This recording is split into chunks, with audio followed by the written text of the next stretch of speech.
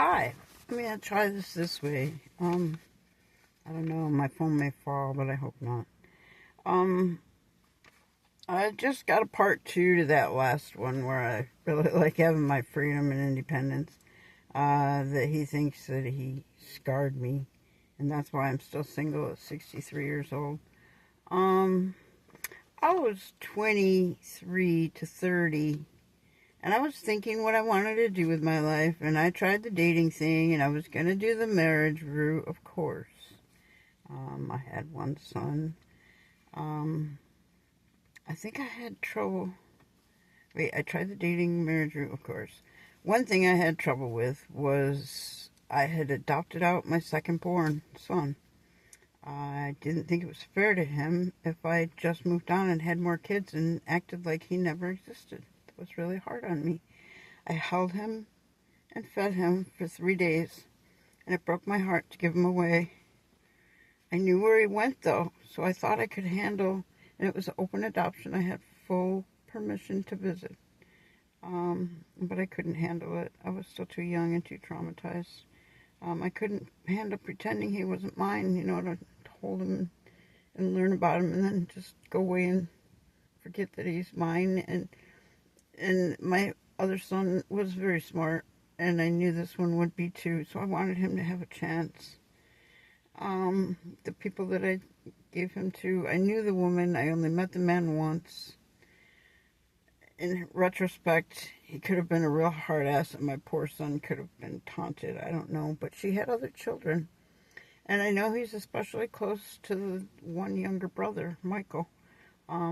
So, I dealt with it that way. I couldn't handle pretending he wasn't mine. He looked more like me than his brother did. So that was really hard to just see his little face in my arms and then know that I gave him away. So I really didn't want to move on and have kids and pretend that, I hadn't had him, and then I was going to have more. And that was just very hard for me to deal with.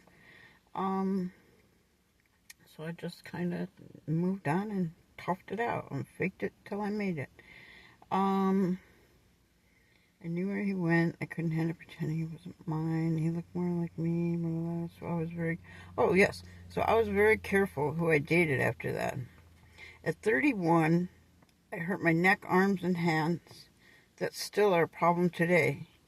They quit making my pillows. I find to work with my neck to not piss it off every 5 years or so. They quit making what pillow I finally find after, going and buying like 5 or 6 of them until one that doesn't make me lame after I sleep on it all night. In fact, I'm dealing with that right now. I did during COVID. I tried 3 pillows last week. Couldn't sit up in church today. And I still need a freaking pillow.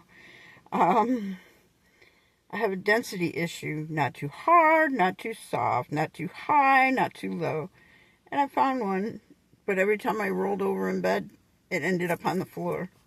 And I have other issues, so that wasn't a possibility. I'm not going to do that every night. Did I say not too high, not too low? Yeah, that's an issue too. At 31, I hurt my neck, and it affected me so bad, I stopped living. I really couldn't figure out between driving and doing dishes and cooking and shopping and carrying it in and making beds and doing laundry. I couldn't figure out, it took me a long time to figure out what really pissed it off and what I had to take breaks from in between. So that was very challenging. The first thing to go was a relationship of 2 years. It was the longest relationship I'd ever really had, where I didn't actually live with the guy and was trapped. So, I just said goodbye. It was, it wasn't bad or anything. There wasn't anything wrong with him. It was my physical body that I wasn't going to settle for. It wasn't fair to trap him when I knew I had a long road of recovery ahead of me, and how well I would recover. You gotta, it's just one more person you gotta make happy and go to dinner with, even though you freaking can't sit up, and it's Friday night, we gotta go to dinner, and just stuff like that I just couldn't do, and I wasn't going to make myself. And, you know, then that's one more person's laundry and errands and chores. And, of course, that person isn't just going to be happy sitting home while I'm in pain. And, you know, it wasn't right. To add one more person to my life to make happy and then possibly have more kids. And, you know, and that's later down here. To and fulfill their needs. It wasn't fair to him. He was younger than me by 6 years. He hadn't really been out in the dating world or world period. I had no idea when my injury would improve. He had never had any children. I couldn't burp my newborn nephew for one night babysitting for him without excruciating pain all the way up to my skull from my wrist. So, you know, I knew I couldn't, if I couldn't do it one night for my sister, then I sure couldn't do it for myself and him. For how many years do you got him? At least once you got to burp a baby. And that's not all, you know, you got to do all the other fun stuff. So I just knew that wasn't an option. And he didn't deserve to live until I got better, because I didn't know when it was going to happen. No surgery would ever fix my injury. I couldn't think of having a home to take care of and babies, and a life. Injury was finally improving after 25 to 30 years, maybe 20 to 25. I tried working, you know, during those periods, and the most I ever could work was like 3 months at a time, and it was part-time. And then, you know, my body was just done with that. And then I was back lame again. Anyway, that was my huge reason for being single so long. No doctors could help. We figured out how to keep doing physical therapy at home, my son and I, because he had lower body injuries. Mine was upper body injuries. So together we made a whole person. And my son got the hell knocked out of him. He was a BMXer at riding the bike, you know, and then the 20-inch bikes, and then doing tricks on them and stuff. And then he was a skateboarder and what do you call them? Rollerblader. And he didn't do anything light, you know. He really went hardcore, balls out. So he got a lot of broken bones and a lot of physical injuries. Plus, he got hit by a tractor-trailer truck's drag, and then he hit part of the truck. A car at 15 years old hit him and bought him 2 packs of cigarettes to keep him quiet. And he didn't tell me about it for weeks, what the real story was. He's just recently broke his back a couple of years ago. He's just gotten a lot of really horrible injuries, his whole life. When he was 13 months, he got a dislocated shoulder, and that pinched a nerve. I know it did. I need to invent this test that lets you see nerves. I've needed to do that since the 90s. There you go, Elon Musk. Just to see, you know, all the spaghetti in that. But my son's neck, and a lot of the pictures that when he was really had the injury for a while, you could just tell his neck was pulled in. And, you know, there's patterns, and the body responds in a certain way, and you can't tell me that his shoulder is still not pinched to this day. Even though we've done a lot of therapy on it, you can't touch his body. Where me, with my neck injury, I want you to get in there and move stuff around, you know. I don't know. For a long time, my son couldn't even stand sheets on his toes because, you know, it went all the way down. He still today has trouble walking, wearing shoes that, you know, don't have medical things in them. And it's, you know, it's never been fixed.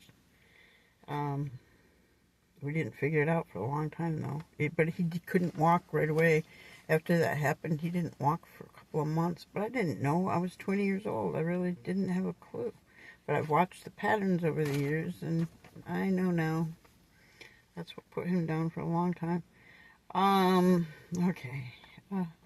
Reason for being single so long, no doctors could help. We figured out how to do PT at home. Finally, thanks to a pain doctor moving from New York to Florida, and me sick of the dance just to get pain meds, And also noticing that the RXs held me back and in a fog and sluggishness, or wound up, and I couldn't sit still. And then, so I just tear my house apart and do all the chores and the mess that I couldn't look at while I was laying there in pain, but couldn't do anything about. And then I'd get on, like, say, OxyContin, or there was another one that made me really wound up. And so then, but the whole time I'm cleaning, I'm like, it literally hurt, but I couldn't sit still. And there was a mess, so, it's like me to just keep pushing. So I gave up the pain meds, and, we just kept on with the physical therapy at home. My son had had enough, and I had had enough. We knew what we needed, and I taught him how to do it, and he taught me how to do it, and we kept each other going. And we got each other pretty mobile. I'm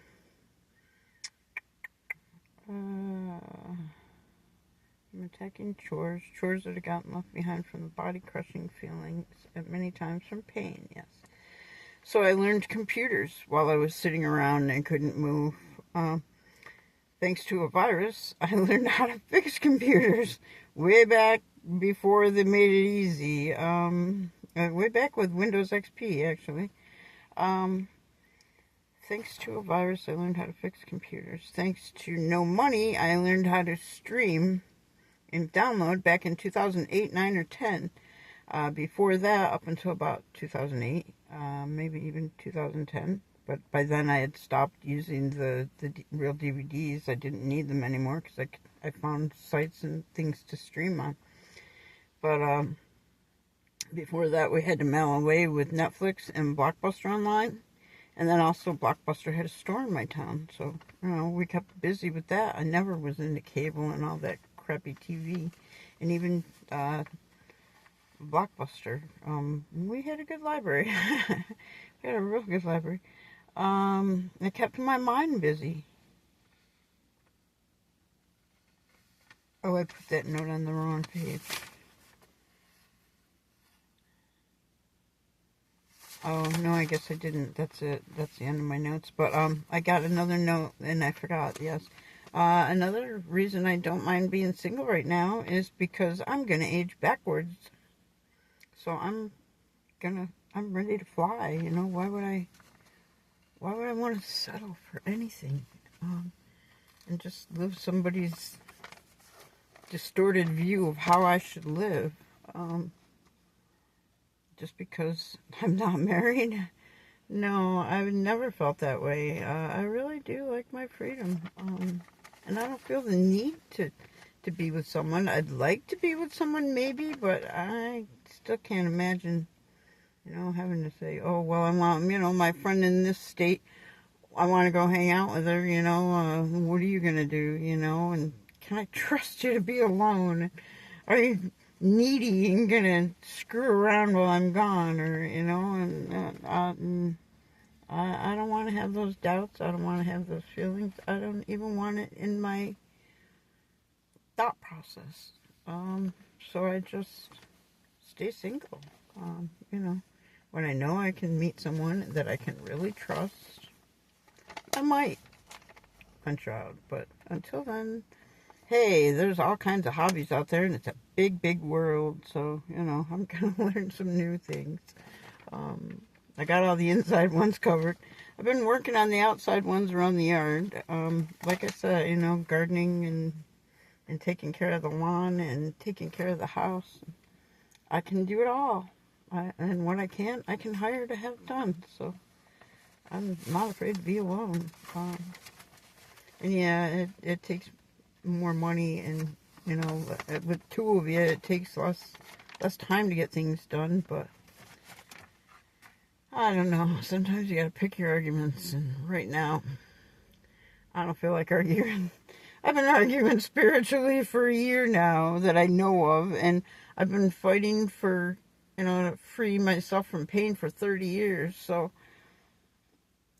I'm ready to have some freedom, and I am ready to fly. Literally, I'm going to fly. More than one way I'm going to fly, and not with drugs or alcohol either.